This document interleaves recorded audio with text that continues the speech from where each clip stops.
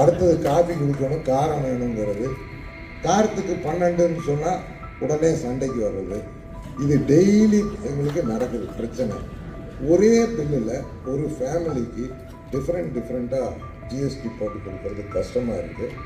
ஒரு பன்னுக்கு ஜிஎஸ்டி கிடையாது. பன்னுக்குள்ளே ஒரு க்ரீம் வச்சுட்டு அதுக்கு 18% ஆகிடுச்சு. கஸ்டமர் என்ன சொல்கிறாரு, நீ க்ரீமே ஜாமையும் கொண்டா நானே வச்சுக்கிறேன், ஆனால் நடத்த முடியல. அதனால் ஒன்றா எல்லாத்துக்கும் ஒரே மாதிரி ஜாஸ்தி பண்ணியிருக்கேன். இல்லைண்ணா இன்னொன்று இதே அம்மா உங்கள் எம்எல்ஏ அம்மா தான் இதெல்லாம் பண்ணுறது.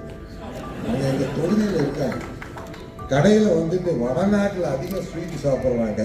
அதனால தான் அம்மா இங்கே அதுக்கு 5% காரத்துக்கு 12 பண்ணியிருக்காங்க.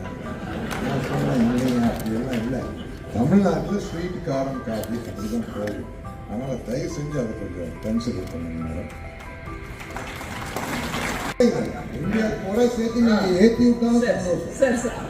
ஒரே மாதிரியே பண்ணணும், தனித்தனியாக வைக்காது. ஏன்னா வீடு ஒரு ஃபேமிலி வந்து கம்ப்யூட்டர் தொடர்ந்து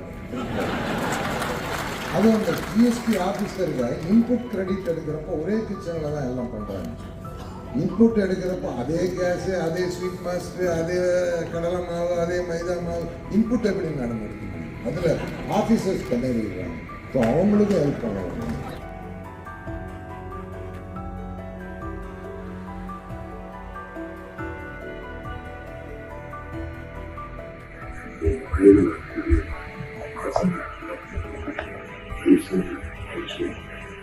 I am the party of